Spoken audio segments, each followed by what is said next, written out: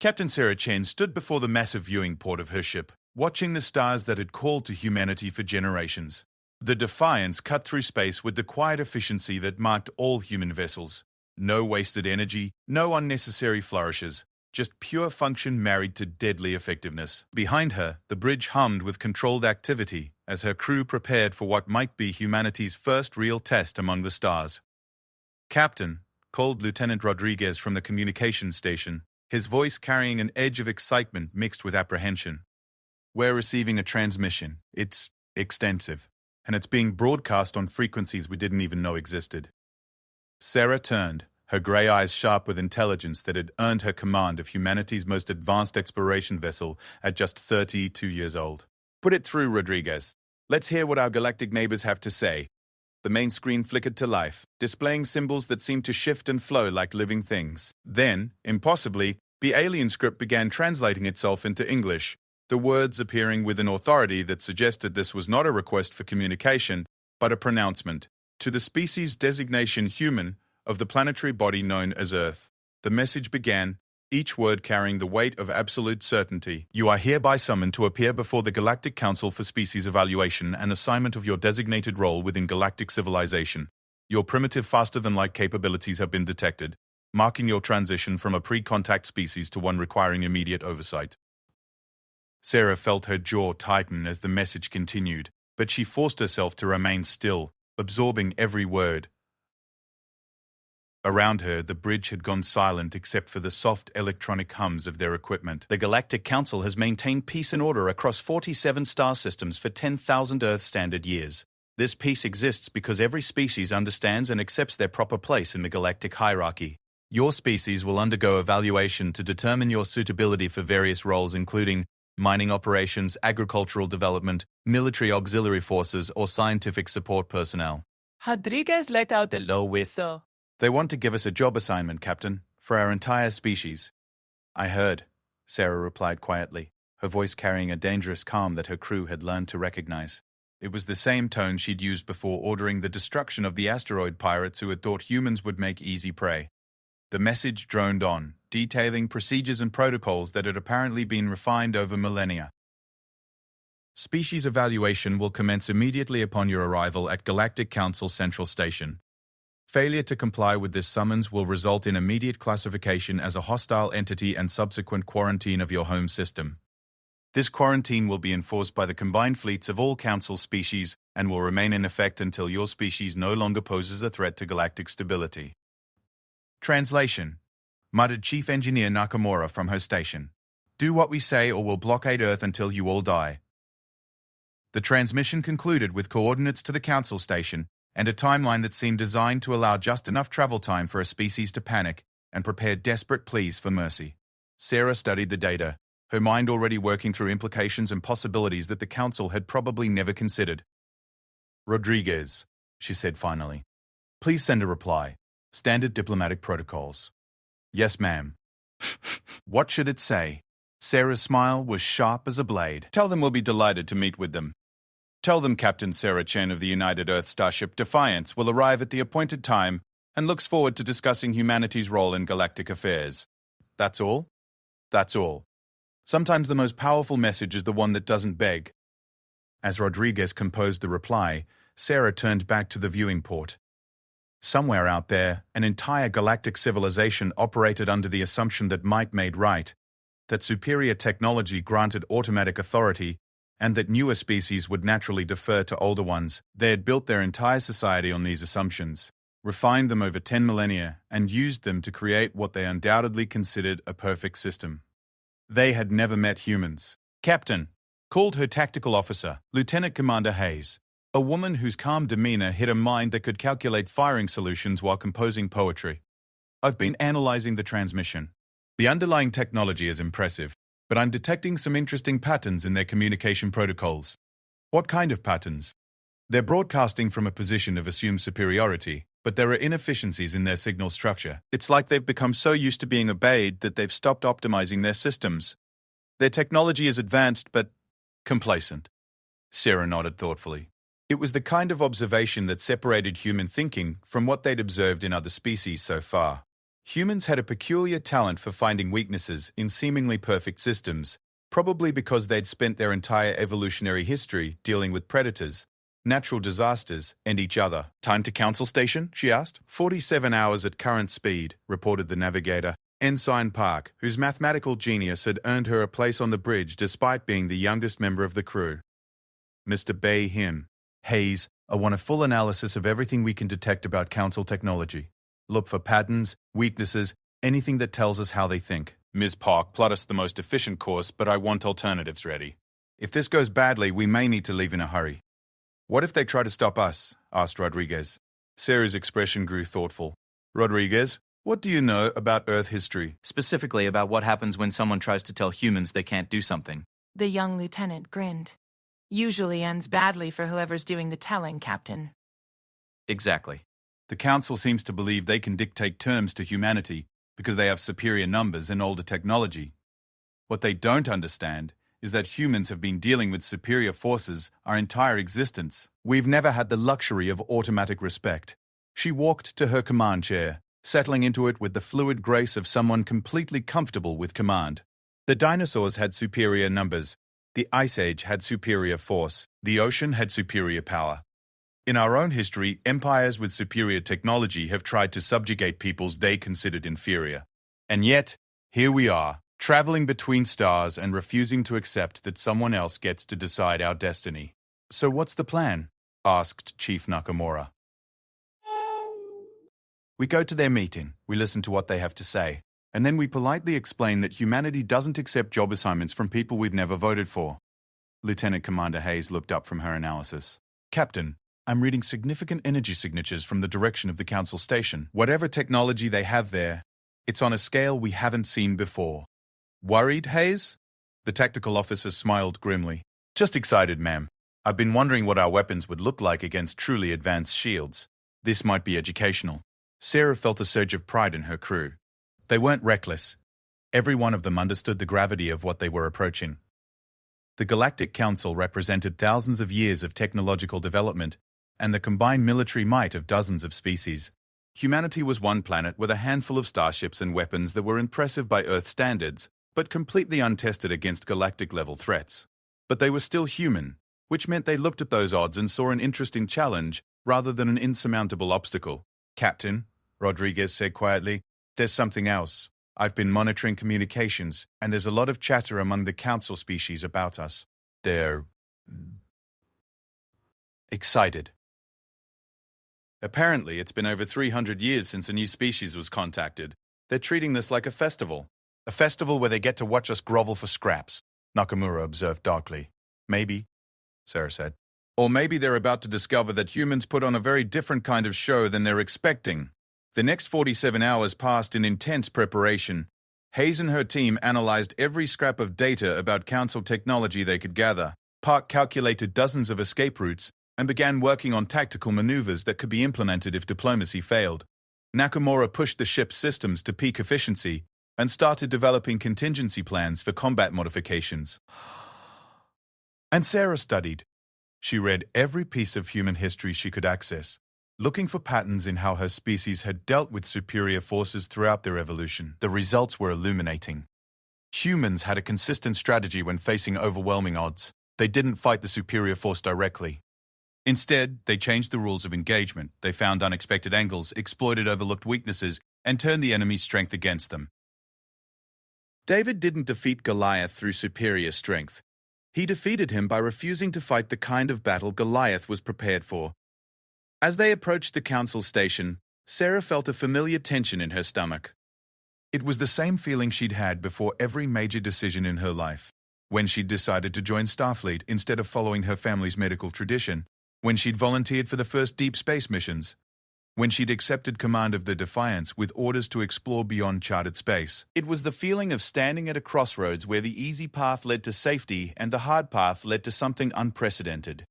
"Council Station in visual range," reported Park. The main screen showed a structure that defied easy description. It was massive beyond human experience, a gleaming city in space that seemed to stretch for thousands of kilometers. Ships moved around it like insects around a hive, representing dozens of different technologies and design philosophies. "My God," whispered Rodriguez, How many people live there? Approximately 40 million, based on the energy signatures, Hayes reported. And that's just permanent residents. The mobile population appears to be much larger. Sarah studied the station with the eye of someone who had spent her career evaluating threats and opportunities. It was impressive, certainly, but it was also clearly designed to intimidate. The proportions were deliberately overwhelming, meant to make visiting species feel small and insignificant. They built it to make people feel humble, she observed. Interesting choice. Incoming transmission, Rodriguez announced. The screen shifted to show a being that was recognizably intelligent but distinctly non-human. Its features were sharp and angular, with skin that seemed to shift between different shades of blue. When it spoke, its voice carried an authority that suggested it was accustomed to being obeyed without question. Human vessel, you are directed to dock at Bay 94. Your crew will disembark for decontamination and processing. Your captain will be escorted to the council chambers for immediate evaluation. Sarah stood, smoothing her uniform. This is Captain Chen of the Starship Defiance. We appreciate the welcome and look forward to the meeting. The alien's expression suggested that appreciation was not the expected response. You will comply with all directives without question. Any deviation from established protocols will be considered an act of hostility. Of course, Sarah replied pleasantly. We're always happy to follow reasonable requests. The transmission ended abruptly, leaving the bridge crew in tense silence. Reasonable requests, repeated Hayes. I like that phrasing. I thought you might, Sarah said. Mr. Rodriguez, please log this conversation in our official records. I want there to be no question later about who said what.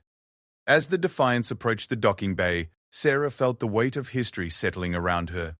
In a few hours, she would stand before representatives of the most powerful civilization in known space and speak for all of humanity. The decisions made in that room would determine whether her species joined the galactic community as free beings or as servants. But as she looked around at her crew, brilliant, determined people who had volunteered to push the boundaries of human exploration, she felt no fear. Nervousness, yes. Anticipation, certainly. But not fear. Humans had been having variations of this conversation for their entire existence.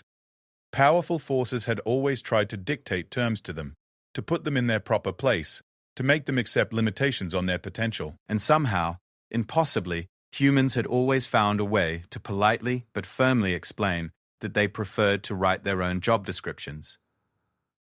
The council chambers were designed to inspire awe, and Sarah had to admit they succeeded. The circular room stretched upward for what seemed like kilometers, its walls lined with viewing galleries where representatives of 47 different species observed the proceedings. At the center, a raised dais held 13 ornate seats, each occupied by a being that radiated authority and ancient wisdom. Sarah walked across the polished floor with measured steps, her boots clicking against what appeared to be crystallized starlight. She had chosen to wear her standard duty uniform rather than any kind of formal diplomatic attire, a decision that had clearly not gone unnoticed. The whispers from the galleries carried a note of surprise that rippled through languages she couldn't understand, but whose meaning was clear enough. At the center of the dais sat High Counselor Therine, the being who had first contacted humanity. His blue-tinged skin now seemed more vibrant under the chamber's lighting, and his angular features were set in an expression of benevolent authority. When he spoke, his voice carried easily through the vast space. Captain Chen of the species human, you stand before the Galactic Council to receive the wisdom of ages. For 10,000 years, this council has maintained peace and prosperity across the galaxy by ensuring that each species finds its proper role in our great civilization. Sarah stood straight, her hands clasped behind her back, and waited. Around her, she could feel the weight of countless eyes, the expectation that she would respond with gratitude and submission. Your species, continued Theron, has demonstrated remarkable advancement for one so young. Your achievement of faster-than-light travel in such a brief evolutionary period is impressive. Thank you, Sarah replied simply. A slight murmur ran through the galleries. Apparently, interrupting a High Counselor, even politely, was not standard protocol. Theron's expression didn't change, but Sarah caught a flicker of something that might have been surprise. Your rapid technological development, however, also presents certain challenges. They can disrupt established trade routes, interfere with settled territorial boundaries, or engage in conflicts that threaten galactic stability. Sarah nodded thoughtfully. That does sound like a legitimate concern. Another ripple of whispers. This time, Sarah caught a few words in what sounded like basic galactic expressions of confusion and interest. Therefore, Theron continued, his voice taking on the cadence of ritual, this council will evaluate your species' capabilities and assign you a role that best serves both your own development and the greater good of galactic civilization. We have prepared several options based on our initial analysis of human potential. A holographic display materialized above the dais, showing images of humans engaged in various activities, operating mining equipment, tending vast agricultural installations, serving as soldiers in mixed-species military units, working as technicians supporting more advanced civilizations. These roles represent opportunities for your species to contribute meaningfully to galactic society while developing under the guidance of more experienced civilizations. Each comes with appropriate safeguards to ensure that human inexperience does not lead to unfortunate incidents. Sarah studied the display with apparent interest, taking her time to examine each scenario. The silence stretched long enough to become uncomfortable for some of the observers, but she seemed completely at ease. These are certainly well-thought-out options, she said finally. I can see you've put considerable effort into this analysis. Indeed, Theron replied, clearly pleased by what he interpreted as appreciation. The mining role, for instance, would allow humans to utilize their apparent physical resilience while contributing to resource extraction in challenging environments. The agricultural option would provide stable, peaceful development under Zelhan guidance. They have extensive experience in bringing younger species to productive maturity. And the military auxiliary position? Sarah asked. The Krex hegemony has expressed interest in human combat capabilities. Your species' apparent aggression could be channeled productively under proper supervision, providing valuable experience while ensuring that human violence is directed only toward appropriate targets. Sarah's smile was polite and interested. You've clearly given this a lot of thought. However, I'm afraid there might be a small misunderstanding about the purpose of this meeting. The chamber fell completely silent. Even the whispers from the galleries stopped. I beg your pardon, Theron said carefully. Well, Sarah said, her tone remaining conversational, you've presented this as if you're offering humanity options to consider, but I believe what you're actually doing is telling us what role will be assigned, whether we agree or not. The Council's decisions are made with the wisdom of millennia and the good of all species in mind, interjected another councillor. This one resembling a tall, graceful tree with silver bark and leaves that chimed softly when they moved. Individual species' preferences must yield to the greater need for stability and order. That's an interesting philosophy, Sarah observed. Tell me, how exactly did the Council acquire the authority to make these decisions for other species? The question hung in the air like an unexploded bomb. Sarah could practically feel the shock radiating from the galleries. But she maintained her polite, interested expression as if she'd asked about the weather. High Councillor Thuran's features darkened. The Council's authority derives from the natural order of galactic civilization. Older species guide younger ones. More advanced civilizations provide structure for those still developing. This is the way it has always been. Always? Sarah asked. Since the beginning of time, or just since the Council decided it should be that way?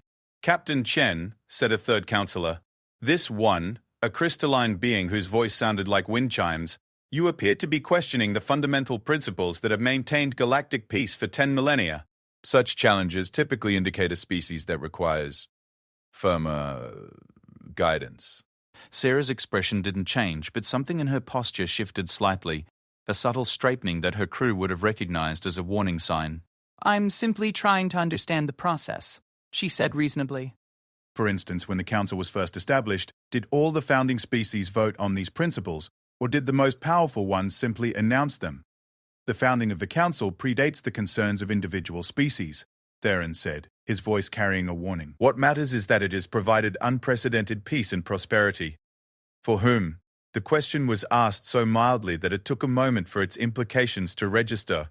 When they did, the chamber erupted in agitated chittering, clicking, and other sounds that Sarah assumed were expressions of outrage in various languages. Peace and prosperity for everyone, naturally, Theron said, his tone becoming cold. The Council ensures that resources are distributed efficiently, that conflicts are prevented, and that all species develop according to their natural capabilities. And who decides what those natural capabilities are? Experience and wisdom. No, Sarah said, cutting him off with quiet authority. Who, specifically, decides? Do the species in question have any input? Do they get to vote?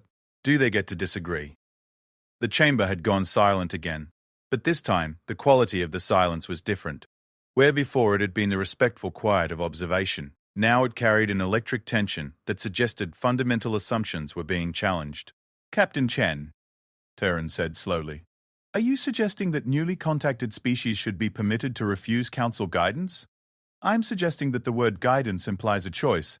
What you're describing sounds more like orders."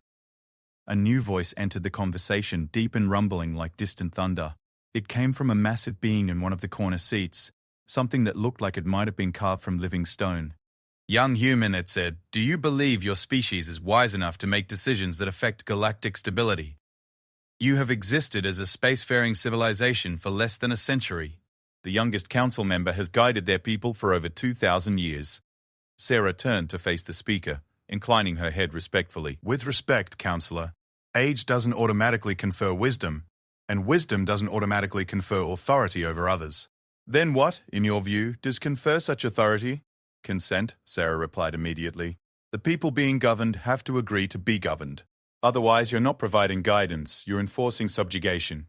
The word subjugation hit the chamber like a physical blow. Several councillors began speaking at once, their voices overlapping in a cacophony of outrage and disbelief. High Councillor Theron raised a hand for silence, and the chamber gradually quieted. When he spoke, his voice carried the chill of absolute authority. "Captain Chen, your species appears to suffer from the common delusion of youth, the belief that inexperience and independence are preferable to wisdom and structure. This council has seen such attitudes before. They are invariably corrected by reality. Are you threatening us?" The question was asked in the same conversational tone Sarah had been using throughout the meeting, but something had changed. The air seemed to thicken, and Sarah's pleasant demeanor now carried an undertone that made several observers shift uncomfortably in their seats. "We are explaining reality," Theron replied. "Species that refuse council guidance find themselves isolated, cut off from galactic civilization until they develop sufficient wisdom to accept their proper role. And if they never develop that wisdom, then they remain isolated until they are no longer a threat to galactic stability." Sarah nodded thoughtfully. "I see. So the choice is really submission or destruction. The choice is integration or irrelevance," corrected the crystalline councillor. "No species is destroyed. They simply fade away." "Like the Altarians?" The question dropped into the chamber like a stone into still water. Sarah watched as several councillors exchanged glances, and she knew she had struck something significant. "How do you know about the Altarians?" Theron asked quietly. "We found the ruins of their colonies on our way here," Sarah replied. "Impressive cities, advanced technology, evidence of a sophisticated spacefaring civilization. Also evidence of a blockade that lasted for centuries until their technology failed and their people starved. The Altarians refused all reasonable accommodation," said the tree-like councillor, its leaves rustling with what might have been agitation. "They were given every opportunity to integrate peacefully into galactic society. They were given the opportunity to surrender their freedom," Sarah corrected. "When they declined, you blockaded their worlds until their civilization collapsed. How many others have faded away when they refused to accept council authority?" "Captain Chen," Theron said, his voice now carrying the full weight of his position, "you are testing the patience of this council. We have offered your species partnership and prosperity. We suggest you consider your response very carefully."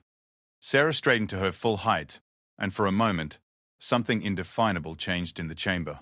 Despite being vastly outnumbered, despite facing beings with millennia of experience and technology beyond human comprehension, she stood there with the quiet confidence of someone who had never learned to be intimidated.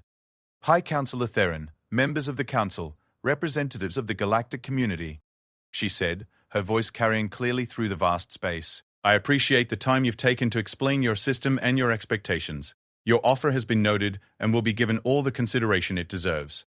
She paused, looking around the chamber with the composed expression of someone delivering a prepared statement. "However, I'm afraid humanity must respectfully decline your generous offer of assigned roles within your hierarchy." The chamber exploded. Voices rose in dozens of languages, ranging from outrage to disbelief, to what sounded like amusement from some quarters. Through the chaos, Sarah stood calmly, waiting for the reaction to subside. When order was finally restored, High Councillor Theron leaned forward, his angular features set in an expression of cold fury. "Do you understand what you are saying, Captain Chen? Do you comprehend the consequences of this refusal?"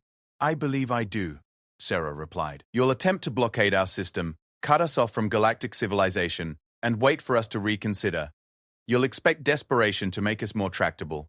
And you believe your species can survive such isolation? Sarah's smile was sharp as a blade and twice as dangerous. Counselor, humanity spent its entire evolutionary history isolated on one small planet, surrounded by an environment that was actively trying to kill us. Ice ages, meteor impacts, supervolcanic eruptions, predators, diseases, and each other. We didn't just survive, we thrived. We turned every challenge into an opportunity, every setback into a lesson, every enemy into a teacher.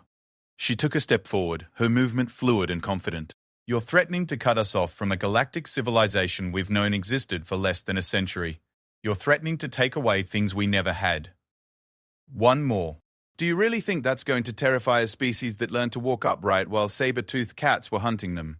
Your bravado is impressive, Theron said coldly, but it will not protect you from reality. The Council's patience is not infinite. Neither is humanity's, Sarah replied pleasantly. But the difference is, we've never had the luxury of expecting other people to be patient with us. We've learned to adapt, improvise, and overcome. We've learned that when someone tells us we can't do something, that usually just means we haven't figured out how to do it yet. She looked around the chamber one more time, meeting the eyes of beings from across the galaxy. You've built a beautiful civilization based on order, hierarchy, and the assumption that might makes right. It's probably worked very well for you, but you've made one critical error in your calculations about humanity. And what is that? You've assumed we want to be part of your civilization instead of building our own. The silence that followed was absolute. In that moment, Sarah Chen stood alone before the most powerful gathering in galactic history and spoke words that no species had ever dared utter in that chamber. Humanity thanks the Council for its time and consideration. We wish you well in your future endeavors. Good day. She turned and walked toward the chamber exit, her footsteps echoing in the stunned silence. Behind her, 47 species tried to process the unprecedented idea that someone had just told the Galactic Council to go to hell, and as she reached the exit, Sarah Chen allowed herself a small, satisfied smile. The real conversation was just beginning. The walk back to the Defiance felt longer than the journey to the Council chambers, though Sarah knew it was just her heightened awareness making every second stretch. She could feel eyes tracking her movement through the station corridors, curious glances from beings who had clearly heard about the human who had just told the Galactic Council where they could file their job offers. Her comm unit buzzed with an incoming message from Lieutenant Rodriguez. Captain, we're receiving some very interesting communications from other ships in the dock. Some species want to know if we're insane, others want to know if we're hiring. Sarah smiled grimly. Tell them we'll take applications from anyone who's tired of being told what they can't do. I'll be back aboard in 10 minutes. As she navigated the station's corridors, Sarah noticed the diversity of beings around her with new eyes. The Council represented 47 species, but she was seeing dozens of others. Beings who apparently weren't important enough for Council membership, but were permitted to exist on the margins of galactic civilization. A group of small, furry creatures scurried past, their arms loaded with maintenance equipment. They moved with the resigned efficiency of beings accustomed to servitude. But one looked up at her with bright, intelligent eyes that suggested there was more going on behind that cute exterior than most people realized. Near a commercial district, she observed a species that looked remarkably similar to Earth's dolphins, if dolphins had developed opposable appendages and learned to build sophisticated technology. They moved through modified atmospheric suits that allowed them to swim through specialized environmental pods while conducting business with air-breathing species. What struck her most was how orderly everything was. Every species seemed to know exactly where they belonged, what they were allowed to do, who they could speak to. It was efficient, certainly. But it was also sterile in a way that made her skin crawl. Captain Chen. She turned to find a being approaching her. Tall, humanoid, with silvery skin that seemed to shift colors depending on the angle of observation. When it spoke, its voice carried a musical quality that suggested vocal cords designed for a much wider range of sounds than human speech. I am Ambassador Cathara of the Resonance Collective. Might I have a moment of your time? Sarah studied the being carefully. Unlike the council members, this one didn't radiate authority or ancient wisdom. Instead, there was something almost hopeful about its demeanor. Of course, Ambassador, though I should warn you, I seem to be developing a reputation for troubling conversations. Kithara's laugh was like wind chimes in a gentle breeze. Indeed. That is precisely why I wish to speak with you. Walk with me, if you would. They moved toward a less crowded section of the corridor where massive viewing ports showed the starfield beyond the station. Other ships moved past in the distance. A constant stream of traffic that spoke to the scale of galactic civilization. The Resonance Collective has been observing your species with great interest, Kithara began carefully. Your approach to the Council was unprecedented. I take it most species are more accommodating to assigned roles. Most species are terrified by the time they reach the Council chambers, Kithara replied. They have heard stories of species that refused Council guidance. The Altarians, whom you mentioned, were held up as an example of what happens to those who choose poorly. Sarah stopped walking and turned to face the ambassador directly. But you don't think they chose poorly? Kithara was quiet for a long moment, its skin shifting through several color phases before settling on a deep blue that somehow conveyed sadness. The Resonance Collective was among the first species contacted by the Council over 8,000 years ago. We were different then. We had developed technology that allowed us to communicate through harmonic resonance across vast distances. We could sing to the stars and hear them sing back. Could? The Council determined that our technology posed a potential security risk. Uncontrolled communication across galactic distances could disrupt established information networks. We were assigned the role of entertainers. Our harmonic abilities were deemed suitable for providing musical accompaniment at council functions and diplomatic gatherings. Sarah felt a chill run down her spine. They took your communication technology away. They guided us toward more appropriate applications of our talents, Kithara said, the irony in its voice unmistakable. For 8,000 years, the Resonance Collective has provided beautiful music for those deemed more worthy of advanced communication technology. We have been comfortable, safe, irrelevant. But you remember what you used to be. Some of us do. We tell stories passed down through generations of the time when our people could speak with distant suns and hear the songs of cosmic phenomena. The young ones think they are myths. Beautiful fairy tales about a time that never really existed. Sarah looked out at the starfield, processing the implications of what she was hearing. How many others are there? Species that were redirected from their original paths. More than the Council likes to acknowledge. The aquatic engineers you saw earlier, their species once built massive orbital cities that could house millions. They were guided toward maintaining underwater installations for other species' use. The dimensional theorists became data processors for Council archives. The nano-architects became technicians who maintained other species' equipment. And none of them ever protested? Kithara's skin shifted to what Sarah was beginning to recognize as an expression of bitter amusement. Captain Chen, do you understand what you witnessed today in those chambers? You didn't just refuse a job assignment. You questioned the fundamental basis of galactic civilization. In 10,000 years, no one has done that. Then maybe it was overdue. Perhaps. But you should understand what you have begun. The Council will not simply accept your refusal and move on. They cannot. To allow humanity to choose its own path would be to acknowledge that every other species might have had that choice as well. The implications of that realization could reshape the galaxy. Sarah turned back to the ambassador, her expression thoughtful. You didn't seek me out just to share historical information, did you? No. Kithara's voice dropped to barely above a whisper. There are others, Captain. Species who remember what they were before Council guidance. Groups who have spent generations quietly preparing for possibilities. What kind of possibilities? The possibility that someone might eventually challenge the Council's authority. Someone with the strength to stand against them and the wisdom to offer alternatives. And you think humanity might be that someone? I think, Kithara said carefully, that humanity just demonstrated something that has been absent from galactic civilization for 10 millennia, the courage to say no to power without justification. Sarah considered this, watching as another massive council ship moved past the viewing port. What would these other groups need from humanity? Hypothetically speaking, proof that resistance is possible, evidence that the Council's power is not absolute, and perhaps leadership from a species that has not spent thousands of years learning to accept limitations. That's a heavy responsibility to place on a species you've just met. Yes, Kithara agreed. But consider the alternative. In another 1,000 years, your descendants could be providing some specialized service for Council members, their original dreams and ambitions carefully redirected toward more appropriate goals. Your unique human perspectives, shaped by your challenging evolutionary history, could be smoothed away by generations of guidance until you become just another compliant member of the galactic community. The thought sent a chill through Sarah that had nothing to do with the station's environmental controls. She tried to imagine humanity as it might be after a millennium of council oversight. Still recognizably human, perhaps, but stripped of the stubborn independence that had driven them from caves to stars. How many species would be willing to join such a resistance? I cannot say with certainty.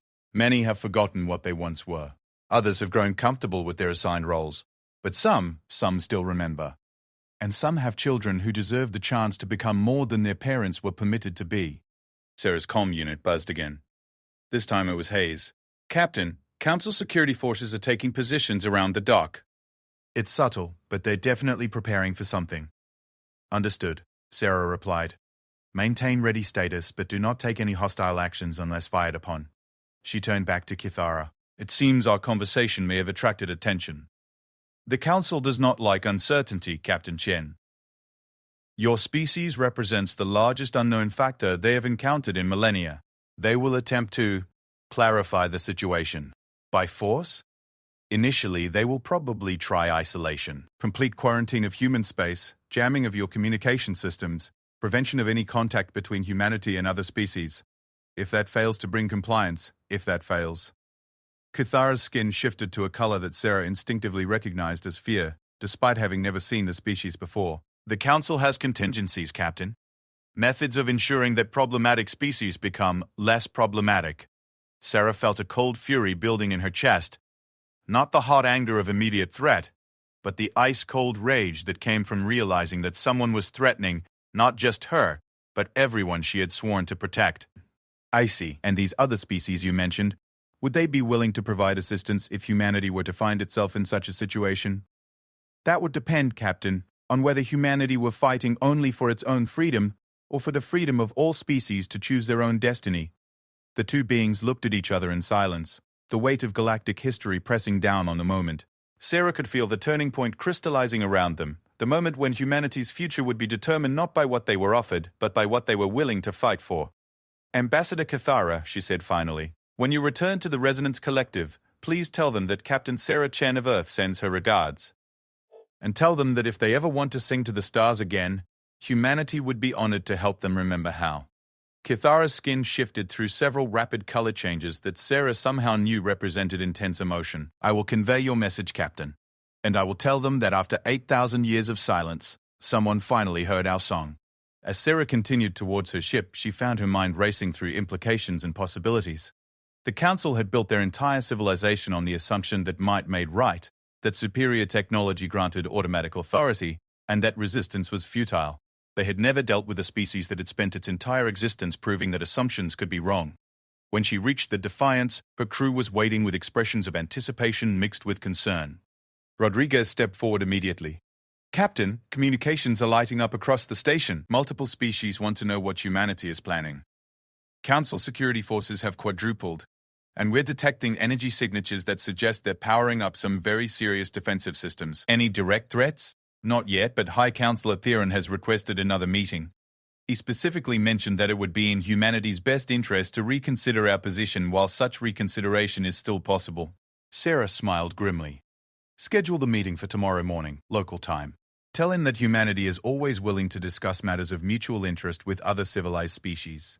Captain, Hayes interjected, I'm reading massive energy signatures throughout the station. Whatever they're preparing for, it's going to be significant. Then we'd better be ready for it, Sarah replied. Hayes, I want full tactical analysis of everything we can see. Park, plot escape routes and calculate optimal positioning for various scenarios. Rodriguez, start monitoring all communications channels. I want to know what other species are saying about this situation. As her crew dispersed to their tasks, Sarah settled into her command chair and looked out at the massive station surrounding them. Somewhere in those gleaming corridors, representatives of dozens of species were probably debating humanity's fate. Some would be calling for immediate action against the upstart newcomers. Others might be wondering if the humans had a point. And a few, she hoped, might be remembering what their own species had been like before the Council decided what they should become. The galaxy had operated under the same system for 10,000 years. Tomorrow, Sarah Chen was going to find out what happened when someone suggested that maybe it was time for a change. The second meeting with High Counselor Therine took place in a smaller chamber, though Sarah suspected the reduced grandeur was intentional rather than convenient. Instead of the vast amphitheater designed to inspire awe, this room was clearly built for more practical discussions. The kind where threats could be made quietly and responses could be given without the entire galaxy watching. Theron was not alone this time. Flanking him were two beings Sarah hadn't seen before. A tall, insectoid creature whose carapace gleamed like polished metal, and something that looked like it might have been related to Earth's cephalopods if they had evolved for millennia in deep space. When they moved, their movements suggested precision and lethal capability. "Captain Chen," Theron began without preamble, "I trust you have had time to reconsider your species' position." Sarah took her seat across from the council delegation with the same calm composure she had shown the day before. "We have indeed given it considerable thought, High Counselor. Our position remains unchanged." The insectoid being clicked, something that Sarah's universal translator rendered as a sound of contempt. "Foolish. Your species lacks the experience to understand the consequences of isolation." "Perhaps," Sarah agreed pleasantly.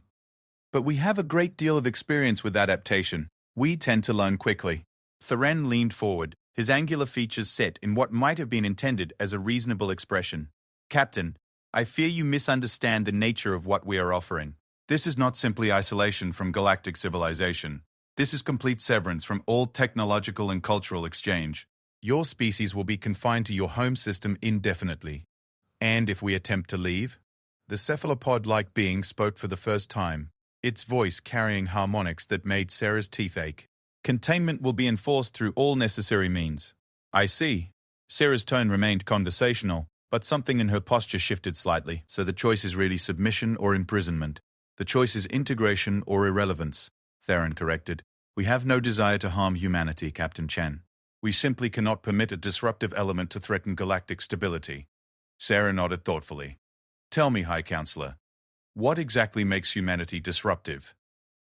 Is it our technology? Our territorial claims? Our trade practices?" "It is your attitude," the insectoid replied sharply. "Your refusal to accept proper authority. Your insistence on independence." "Ah." Sarah's smile was sharp. "So the problem isn't what we're doing, it's what we're thinking. Ideas can be more dangerous than weapons," Terence said quietly. "If other species begin to question the established order, the peace we have maintained for 10 millennia could collapse overnight. And we can't have that, can we?" Sarah observed. "After all, if species started choosing their own paths, they might choose poorly. They might make mistakes, they might even fail. They might also succeed in ways that challenge existing power structures," said a new voice. Everyone in the room turned toward the entrance, where Ambassador Cathara had entered with 3 other beings Sarah didn't recognize. Theron's expression darkened immediately. "Ambassador Cathara, this is a closed session. Your presence here is inappropriate." "On the contrary," Cathara replied, its skin shifting to colors that Sarah was beginning to associate with determination. "As representatives of species within the galactic community, we have the right to observe proceedings that affect the stability of our civilization." The insectoid being rose from its seat with smooth, threatening motion. "You are not invited, Resonance. Leave immediately." "No." The single word fell into the room like a dropped weapon.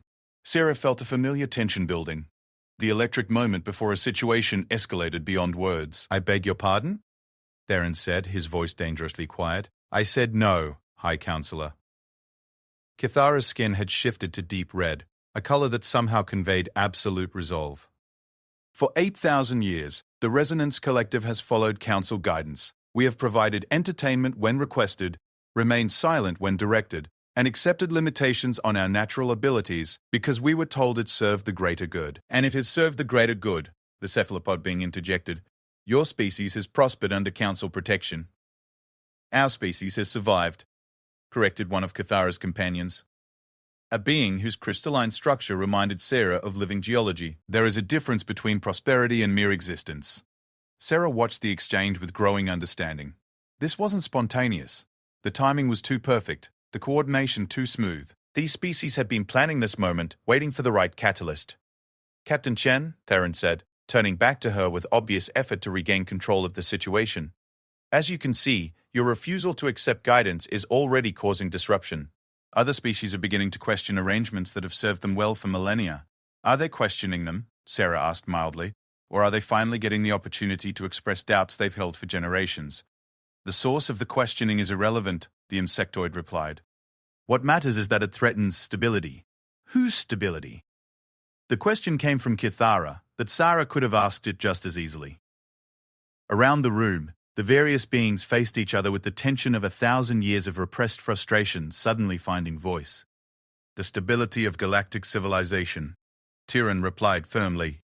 The peace that has prevented wars, famines, and technological disasters across 47 systems. The peace that has also prevented innovation, growth, and self-determination across those same systems, the crystalline being observed. Sarah stood slowly, feeling the weight of history settling around her. High Counselor, I think we need to be honest about what's happening here. This isn't really about humanity's role in galactic civilization. This is about whether galactic civilization is going to evolve beyond its current structure. The current structure works, Theron said coldly. For whom? Sarah asked. For the council members who get to make decisions for everyone else? For the species assigned to comfortable, safe roles that ensure they'll never challenge your authority? Or for everyone? Captain Chen, you are treading on very dangerous ground. I've been on dangerous ground since I was born, Sarah replied. My entire species has. We evolved on a planet that was actively trying to kill us, surrounded by predators, natural disasters, and limited resources. We learned that survival meant adaptation, innovation, and the willingness to take risks when necessary. She looked around the room, meeting the eyes of beings from across the galaxy. What you call dangerous ground, we call Tuesday. And what you call stability, we call stagnation. The cephalopod being moved with sudden, fluid grace, positioning itself between Sarah and the exit. This conversation is concluded, human. You will return to your vessel and depart immediately for your home system, where you will remain until your species develops proper perspective. Sarah didn't move. And if we refuse, then you will be compelled to comply. The threat hung in the air for a moment, before Sarah began to laugh, not the harsh bark of defiance, but the genuine amusement of someone who had just heard something genuinely funny.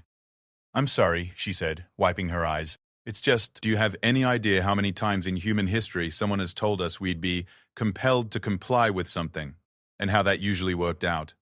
Captain, Theron said with forced calm, you are one ship with a crew of a few hundred. We are a galactic civilization with resources beyond your comprehension. Yes, you are, Sarah agreed.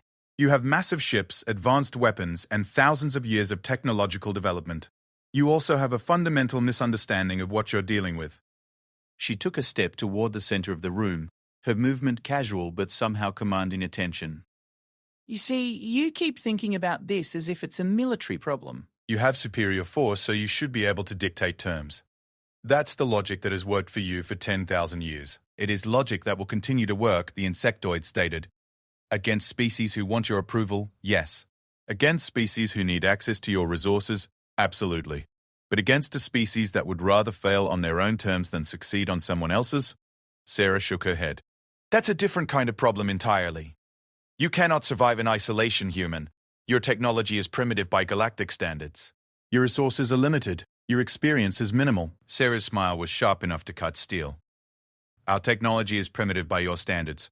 Our resources are what we make of them. And our experience is in making impossible things work anyway. She turned to face Theron directly.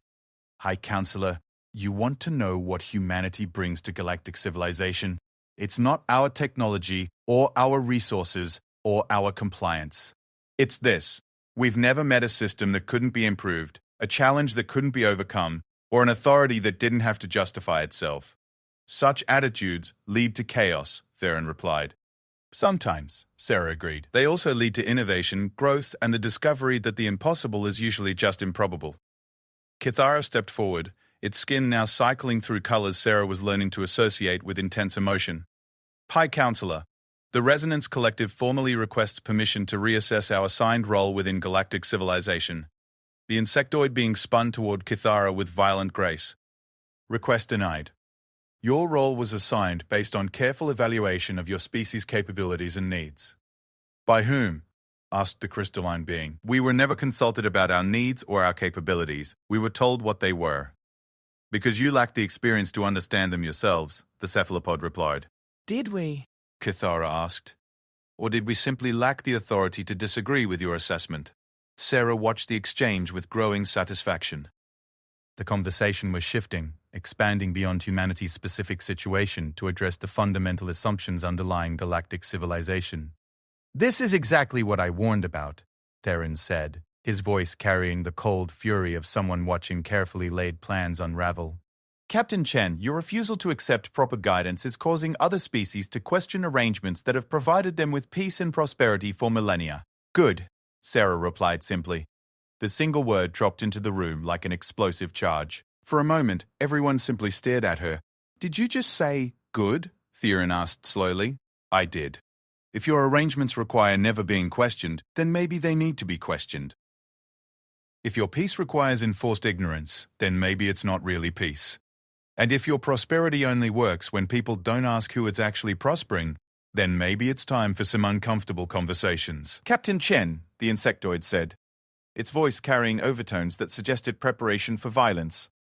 You are...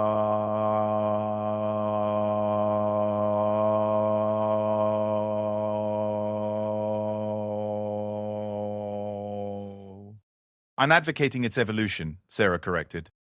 There's a difference, though I understand it might be hard to see from where you're sitting. Evolution implies gradual change. They're observed. What you are describing sounds more like revolution. Sarah's smile was bright and sharp and utterly without remorse. Sometimes revolution is just evolution that's tired of waiting for permission. The silence that followed was broken by the soft chiming of an alert from Sarah's comm unit. She glanced at it briefly, and her expression shifted slightly. Interesting, she murmured. High Counselor, it appears that several other species have submitted formal requests for reassessment of their assigned roles in galactic civilization. The requests are coming in faster than your communication systems can process them. Theron's angular features went through several color changes that suggested emotions Sarah couldn't identify but instinctively recognized as dangerous. This meeting is concluded, he said finally. Captain Chen, you have until tomorrow to depart for your home system. Any further attempts to disrupt galactic stability will be met with appropriate force. Define appropriate, Sarah said pleasantly. Whatever force proves necessary to restore order. Sarah nodded thoughtfully. I see. And when order is restored, what happens to the species that submitted those reassessment requests? They will be reminded of the benefits of their current arrangements. Through discussion and negotiation? Through whatever means prove most effective. Sarah looked around the room one more time, taking in the faces of beings from across the galaxy who were experiencing something they had never been permitted to feel before. The possibility that things could be different. High Counselor, she said finally, I think you should know that humanity has never been particularly good at accepting ultimatums. We have a tendency to interpret them as challenges. This is not a challenge, Captain. This is reality. Sarah's smile was bright and terrible and full of promise. Reality is negotiable, Counselor. We've been proving that for thousands of years. As she walked toward the exit, followed by the other species representatives, Sarah felt the familiar weight of history settling around her.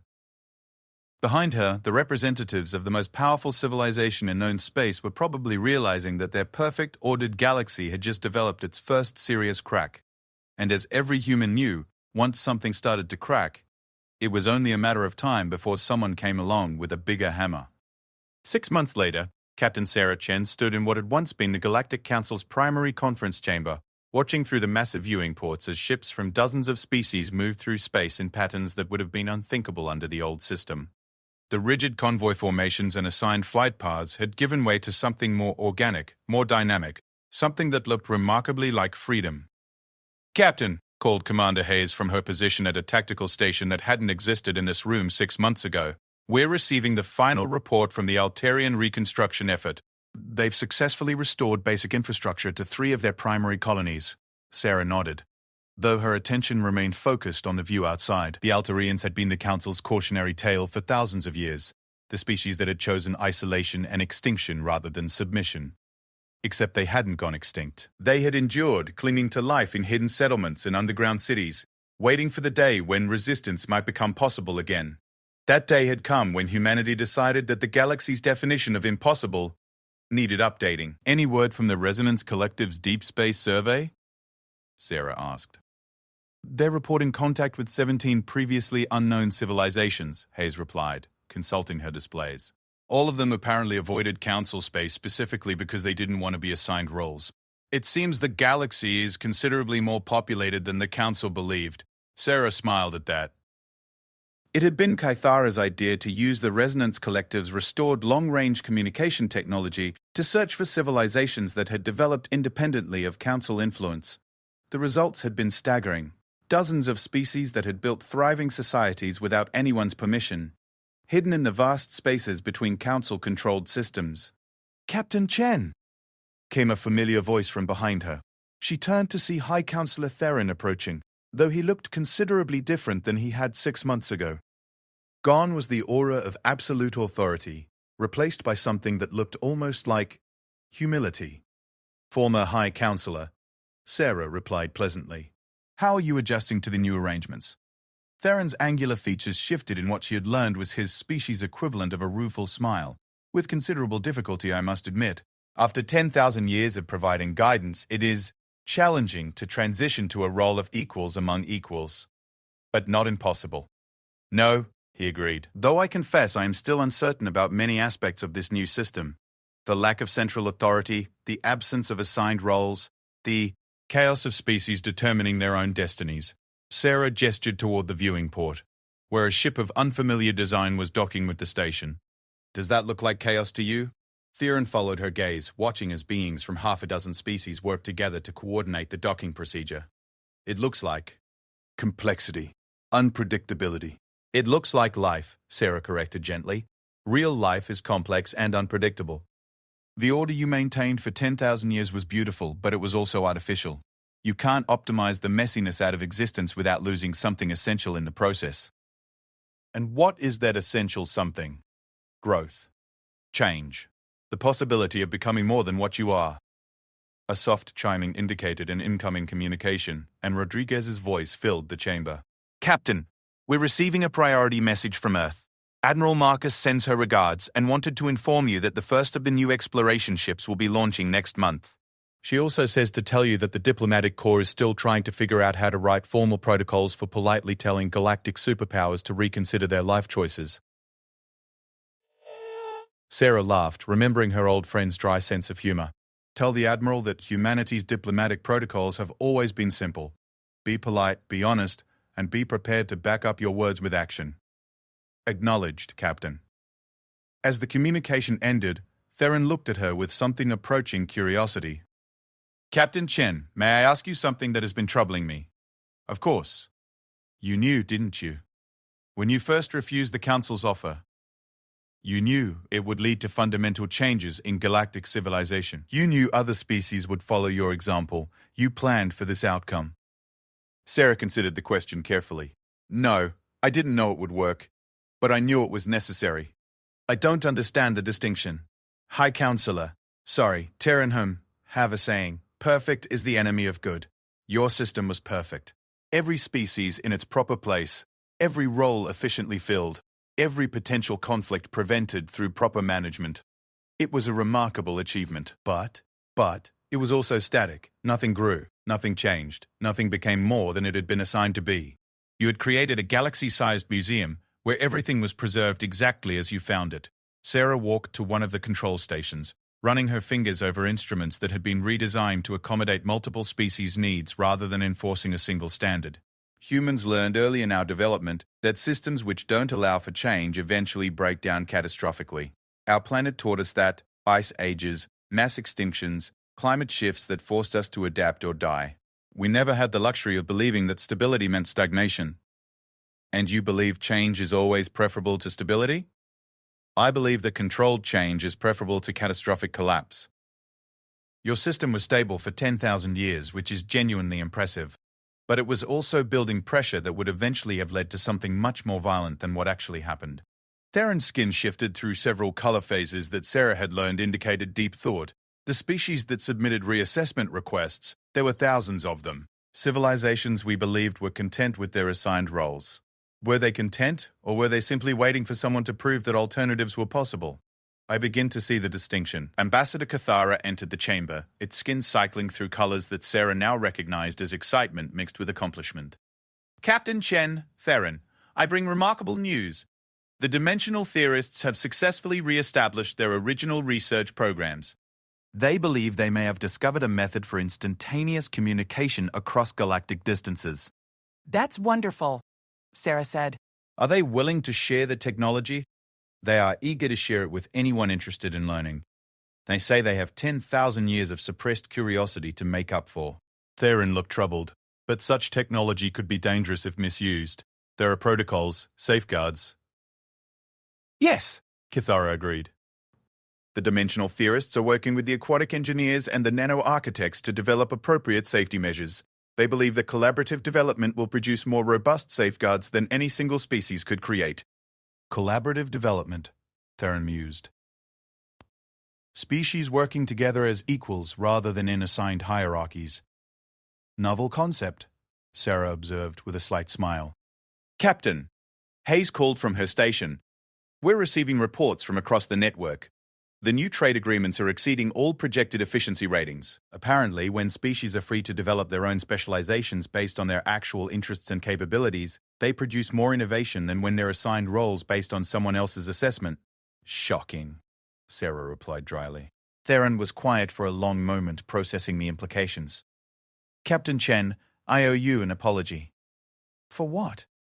When we first met, I believed your species was too young and inexperienced to understand the complexities of galactic civilization. I thought your refusal to accept guidance was the result of ignorance and pride. And now, I think your refusal to accept our guidance was the result of wisdom we had forgotten we once possessed. Sarah turned to face him fully, her expression serious. Theron, the Council wasn't evil. You genuinely believed you were doing what was best for everyone. You created a system that prevented wars, famines, and catastrophic conflicts.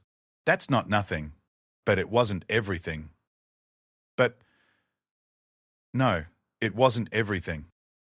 The question now is whether we can create something better, something that preserves the peace and prosperity you built, while allowing for the growth and change that makes life worth living. And you believe this new system can accomplish that? Sarah gestured toward the viewing port again, where ships from dozens of species moved through space in the complex dance of free civilization. I believe this new system gives us the chance to find out. That's all anyone can ask for. The chance to see what they're capable of when no one else is defining their limits. A soft alert chimed, and Rodriguez's voice filled the chamber again. Captain, priority message from the Altarian delegation. They wanted to thank humanity for, and I quote, remembering that the word impossible is just another word for a problem that hasn't been solved yet, Sarah smiled. Tell them that humans have always believed the universe is more interesting when everyone gets to participate in figuring out how it works. As the communication ended, she found herself thinking about the journey that had brought them to this moment. 6 months ago, she had walked into the council chambers as the representative of a species seeking its place in galactic civilization. She had left as something unprecedented, the catalyst for galactic civilization's transformation into something that had never existed before. Captain, Theron said quietly, what happens now? This new system is untested. We have no guarantees that it will maintain the peace we achieved under the old order. You're right, Sarah agreed. We don't have any guarantees. What we have is something potentially more valuable. The chance to earn the peace instead of enforcing it. The opportunity to create a civilization based on cooperation rather than compliance. And if it fails? Sarah's smile was sharp and confident and utterly human. Then we'll figure out what went wrong and try something else. That's what humans do when something doesn't work. We adapt, we innovate, and we keep trying until we find something that does work. Even if it takes thousands of years. Especially if it takes thousands of years. Theron, your species built something that lasted 10 millennia. That's an incredible achievement. But you built it by constraining growth, limiting change, and preventing the unexpected. What we're building now might not last as long, but while it exists, it will be alive in ways your system never was. Theron's skin shifted to a color that Sarah had learned indicated a kind of wonder mixed with apprehension. A living civilization instead of a preserved one. Exactly. It is terrifying. Yes, it is. It's also wonderful, frustrating, unpredictable, and full of possibilities that none of us can imagine yet. Sarah looked out at the stars, thinking about the future that stretched ahead of them. Somewhere out there, species that had hidden from galactic civilization for thousands of years were beginning to explore the possibility of contact. Technologies that had been suppressed were being redeveloped and improved. Civilizations that had been assigned limited roles were discovering capabilities they had never been permitted to explore. It would be messy. There would be conflicts, mistakes, and failures along the way. But there would also be discoveries, innovations, and achievements that the old system could never have produced. Captain Chen, Theron said finally, I have one more question. Yes. Your species, humanity, what will you do now? You have accomplished something unprecedented. You have changed the fundamental nature of galactic civilization. What comes next for the people who taught the galaxy that impossible is just another word for interesting? Sarah's smile was bright with possibilities that stretched from star to star. Now we get to find out what happens when nobody tells us what we can't do. As if summoned by her words, the stars seemed to shine a little brighter through the viewing port, illuminating a galaxy where, for the first time in 10,000 years, every species had the chance to write their own story. And in the captain's quarters of a ship that had once been called Defiance but now bore the name New Horizons, Captain Sarah Chen began planning humanity's next impossible achievement, proving that a galaxy full of free peoples could build something even more amazing than a galaxy full of subjects.